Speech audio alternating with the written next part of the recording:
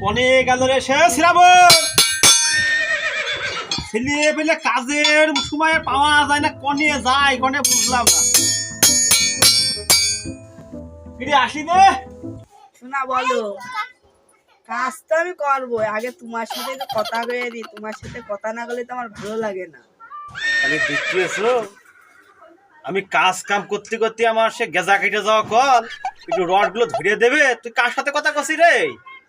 আমার গার্লফ্রেন্ডের সাথে কথা করছি, বুঝতে পারছো না দাদা? তোর এই বয়সে তোর গার্লফ্রেন্ডও আছে, তা কাজ কাম বাদে তুই গার্লফ্রেন্ডের সাথে কথা বলছিস? হয় কাজে আজকে তুই থাকবি আর না আমি থাকবো। মালিকের কাছে এখন কমপ্লেন দেবো, হয় তুই থাকবি না আমি থাকবো।